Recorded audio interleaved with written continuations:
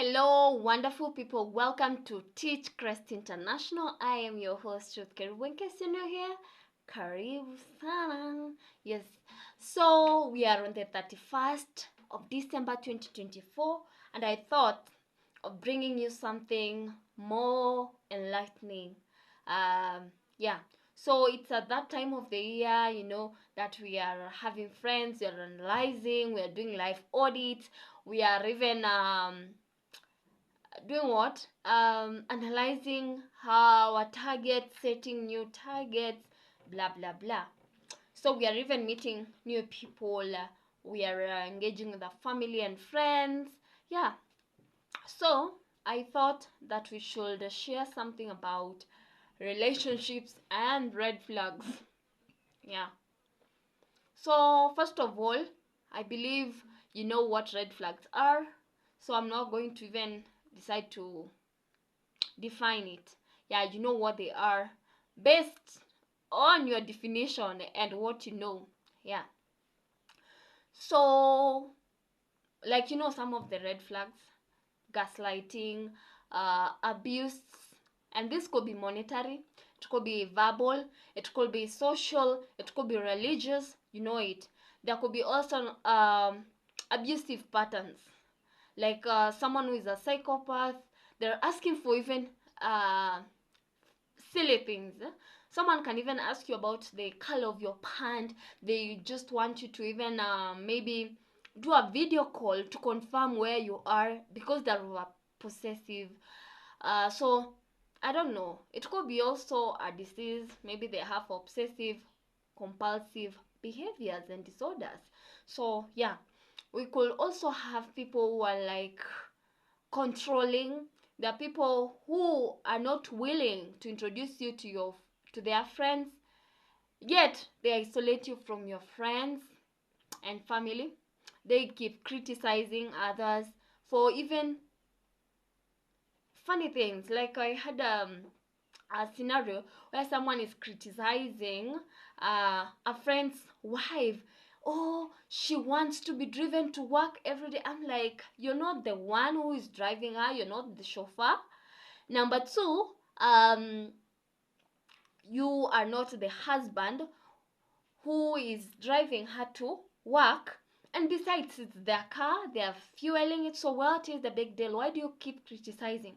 Yet every time you call me, you are on, you can hear the background noise that there is a child, the very family that you have been criticizing. It comes out hypocritical. Yeah. So yeah, we have such tendencies. You can also find someone is stingy. Well, I know we have had different scenarios where people are like, no, stingy is relative, because I could be having it, I could be even rich, but I'm not willing to share. At the same time, before you say someone is stingy, are you yourself able to afford it? I think sometimes the stinginess is relative. So if you feel it's stinginess, yes, that's also a red flag. Thing is about not approving even your dress code. Obviously, there are times maybe you're dressed skimpily and someone could say, I would prefer you dress in a bit modest manner. You understand? That one is okay. But there's somewhere someone is like, hata you should not wear heels. Unaona mtu mwenye anaweza vaa maybe heels na kona haga, and you're like, literally you're abusing me. Yeah, so it means like I'm not deserving to wear heels. Someone ever said that to me and it was yuck. Because I've worn heels all my life and I've never had such a funny comment. So, and fine, if you've given that comment, then what are you doing to ensure they do that? You can't tell me, for example, I should not wear something and you're not providing a solution, or you're not even modeling it yourself. Yeah, so yes, that is another issue. Some are nagging. Nagging is a red flag. People even over little things. Oh, umeweka sabuni chini ya meza ya kitchen, so you dirty, you what? Come on, baby. Hmm? I think there's a way even when you want to make someone learn, or you want to vocalize that you're not pleased with what was done, you can say it in a loving manner.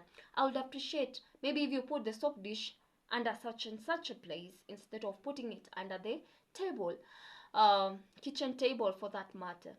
So instead of just being judgmental and generalizing, so it means, you know, and you go ahead and tell all kindred. Really, it's not fair. Yeah. Yes, another person or a red flag is when you find someone dismisses you. They even dismiss your opinions. I believe, yeah, people are entitled to their opinions and they should respect other people's opinions as well. But dismissing someone, I don't think it's right. Yeah. Another red flag you're likely to see is someone, how they get to treat people who are close to them, especially their parents. Let's say for a guy, how they treat their mother will speak of how will speak will speak for themselves and how they will actually treat you. Because if, for example, this person, they go to home, to their home, they don't greet the mother, and within a very short period they have already vanished to go and stay elsewhere. This person is not even providing for the parent. Yeah, I know we talk often about black tax, but just even doing a little car shopping goes a long way, even just carrying some flour, kiondo. Yeah, like in our African culture, we believe in a basket. So if someone has been brought up in such a culture and they don't do it, it means there's a red flag. Yeah, because I don't know, but that should be a red flag. We'll also have someone who is threatening. They give threats, for example, I'm going to kill myself if you won't love me, or they're threatening to even kill you. If I dare find you cheating, I will shoot you. For sure. If you don't flee, they will shoot you. Whether it is true you cheated, or it's alleged, or it's just suspense, they're suspecting. Yeah, for sure you're going to be shot. Shot dead. Papa. Yeah. So, kwa sababu hata Mswahili husema kwamba anayekumulika kwa panga mchana, usiku atakufanya nini? Atakuua. Yeah. That's how things go. So you need to listen. Listen carefully. All those things that are said are going to happen. Believe you me, because you find that most of the thought processes become actions. Yes. Someone is just waiting for the ideal time to execute. Papa. Yeah. So another red flag that people usually ignore is about isolation.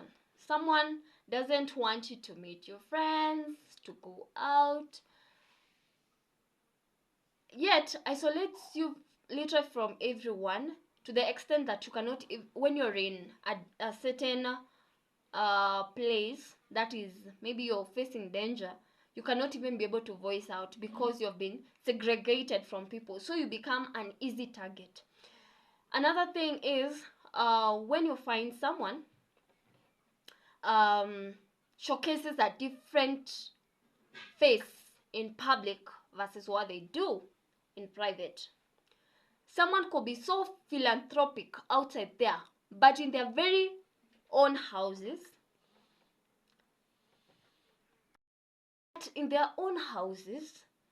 they do the bare minimum. They are not responsible even for the little basic needs. That's a red flag, because it would now be hard even when you voice and say this person does ABCD. Others will not believe you because this person does the exact opposite. But while you're in behind closed doors. Some don't take even responsibility for their actions. And this is where deadbeats come in. And it's both gender. It could be female and males. Only that for males, it's coming out more because of the single mother, whatever. But it's true. If someone is not taking responsibility for their actions, nothing will change that. Not even in marriage. Yeah.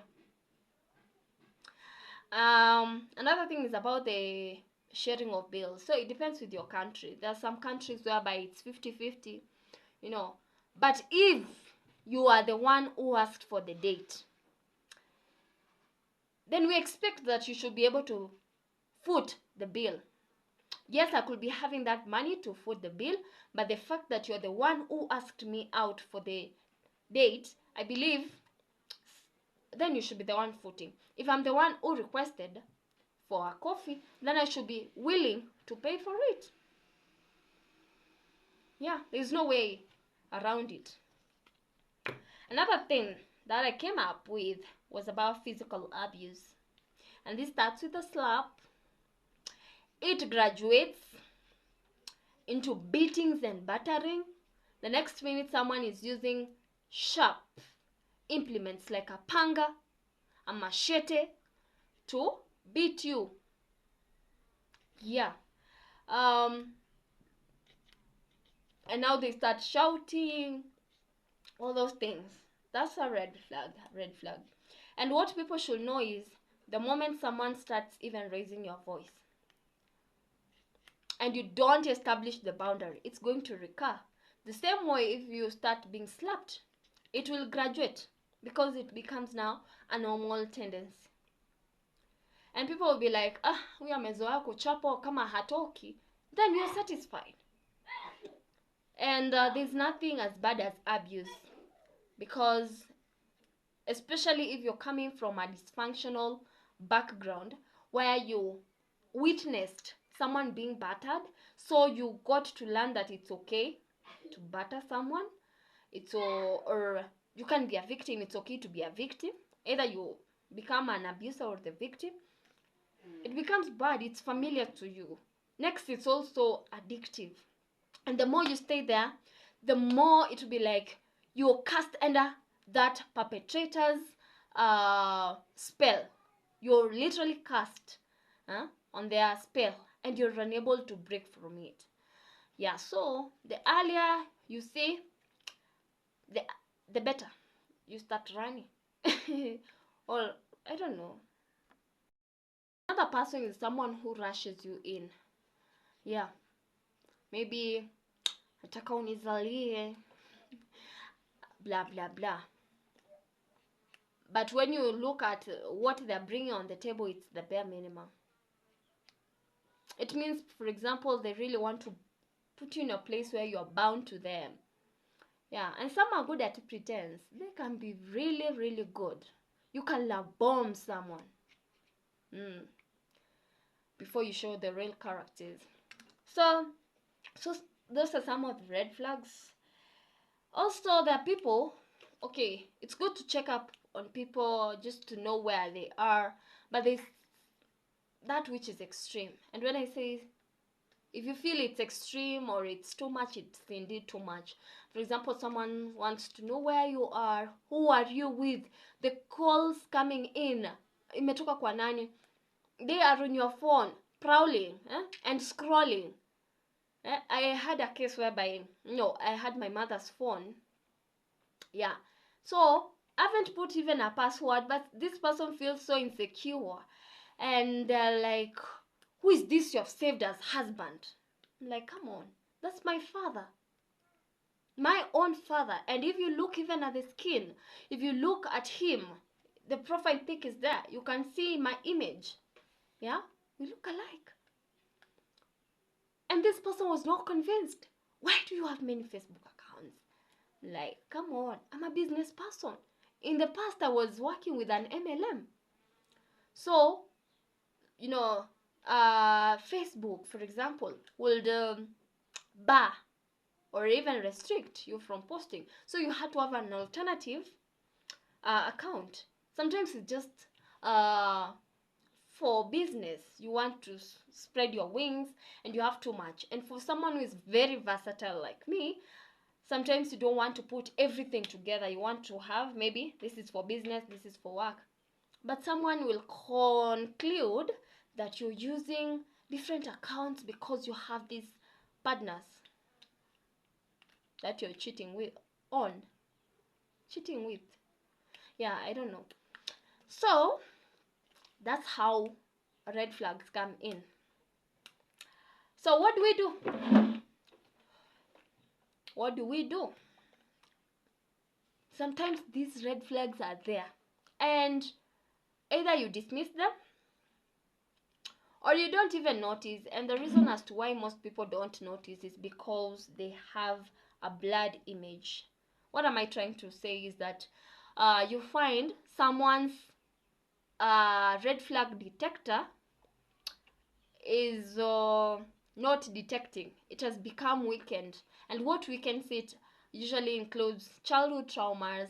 It could be neglect, abuse, the peer pressure, all these experiences, to the extent that they even normalize. You find even someone becomes numb to the extent they cannot even notice.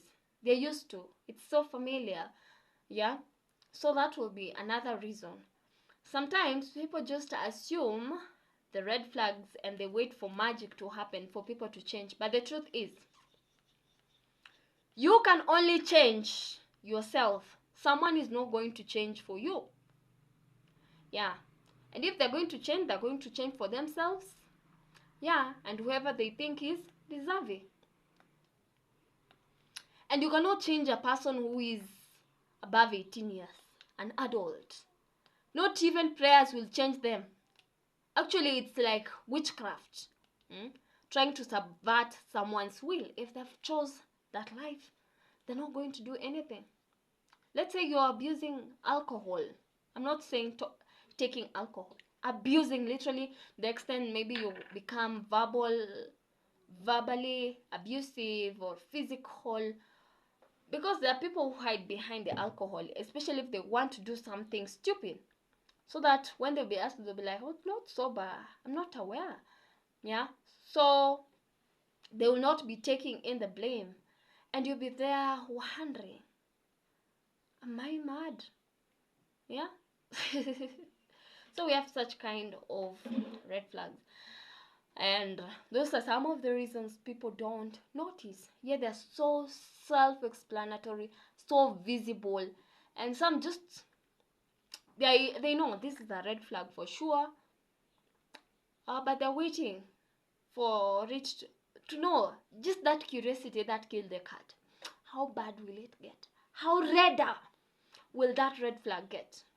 More redder. How? Hey, how redder? Yes, it sounds better.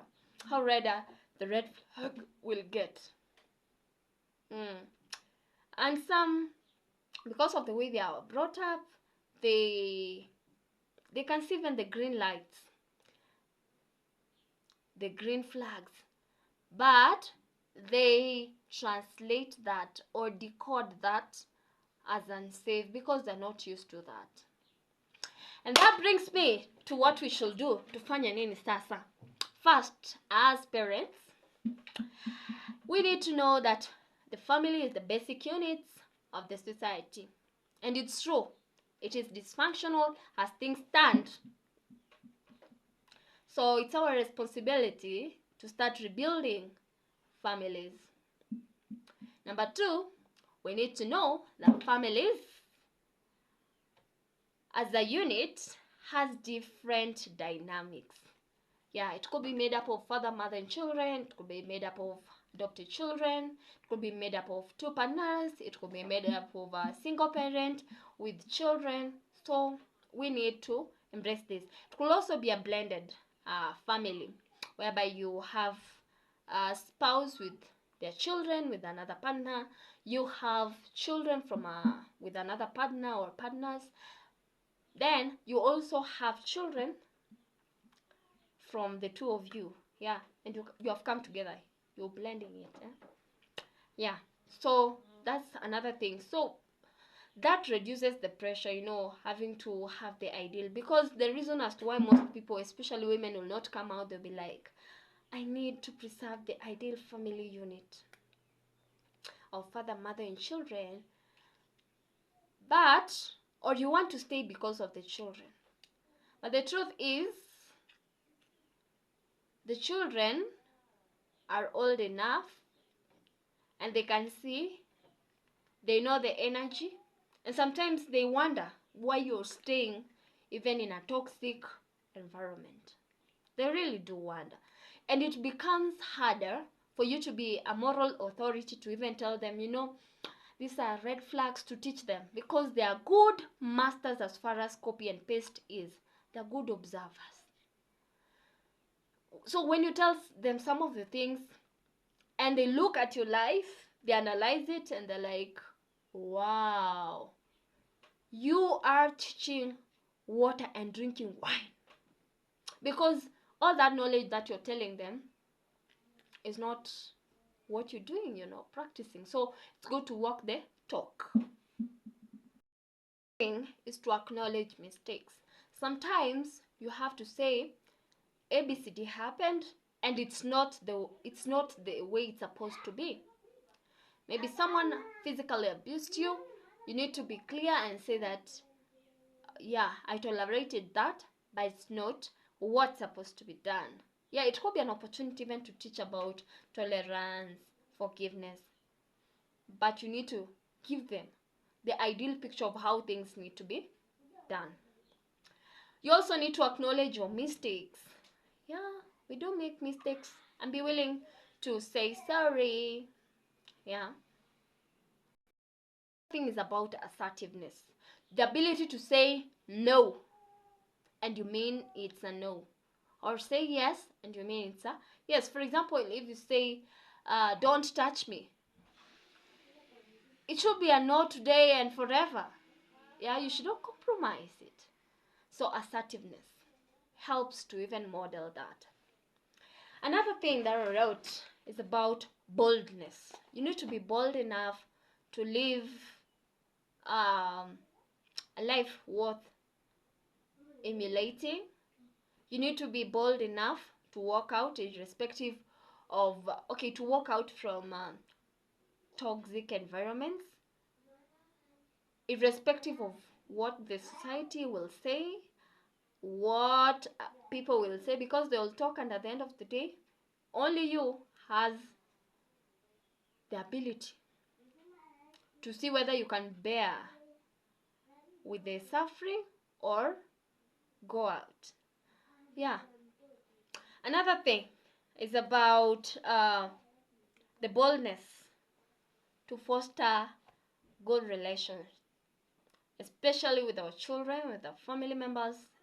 In short, boldness in fostering good relationships, to have an open door policy whereby someone is able to even voice out and say, you did ABCD and I was not happy. I would appreciate if you would do ABCD. Alternatively, there's an open policy for even someone to be able to open up and be vulnerable. Yeah. Next point is to have a conducive environment for people to heal. Yeah, maybe it's a divorcee, they need to have a safe space where they can get to heal, they are not judged. Yeah. We have at least maybe dial numbers whereby if you face domestic violence, you're able to call and say, hello, this is so and so, I'm in this apartment and maybe I'm facing blah blah blah, so that you can initiate even the rescue mission. Yeah. Another thing is to have a discerning spirit. The ability to discern what is right and what is wrong. And for sure, there's that still silent voice, that, or the sixth sense they say, or is it intuition, that will tell you that this is too much, this is too little. And for sure it is. So you need to be at a place whereby you're not in a noisy place. You're in a place that you can hear that silent and still voice. Yes. And don't dismiss it. Yeah, don't. Yeah. Another thing is to be able to define boundaries so that someone is like, no, this is out of hand. If I cross on this line, it's done. Just have strong boundaries. Define your boundaries. Another thing is about execution. Yeah, execution of your roles as an individual, taking responsibility, execution of your goals and ambitions. And this should be the absolute goal. This idea of being dependent should stop. Should stop like yesterday. Yeah. So we need to foster that so that especially on financial matters, you need to be able to execute so that you're independent, to even do the things that you want, not to be arrogant, but at least to even afford the lifestyle that you're deserving, to afford the places that you wanted to go, afford things, instead of having even to borrow money from an abuser. Yeah, just to go home after you have a black eye. Yeah, so you need to be able to be financially independent so that you even have the muscles, the guts. You're like, yeah, I'm gonna make it. But when you find that you don't have a way out, you don't have money, you're forced to stay there. And the more you stay, the more addictive it is. The more you continue making more mistakes, maybe getting even more children, and they keep tying you there. Yeah, so have execution of your roles, goals, and ambitions. Another thing, filter what you consume. Yeah, even get to separate spirituality and religiousness. Yeah, you need to be having a sieve of what is right and what is wrong. Yeah, the discernment that I talked about. And you need to read the spiritual books for yourself.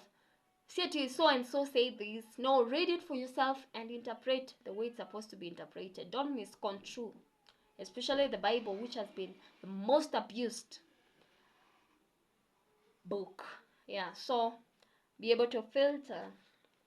Another thing is guard your heart, because that is where life streams from. Another thing, get guidance, protection, and instruction, especially at a tender age. Consume as much content concerning the topic that you're interested in this case about dating.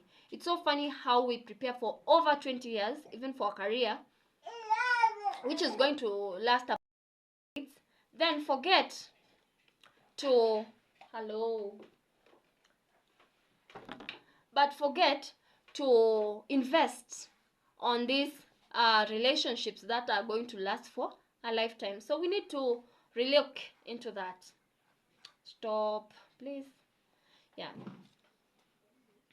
Another thing is about healing the internal magnet, and this is so huge. Yeah, we need to heal our traumas, and this comes from a point of having acknowledged our problems.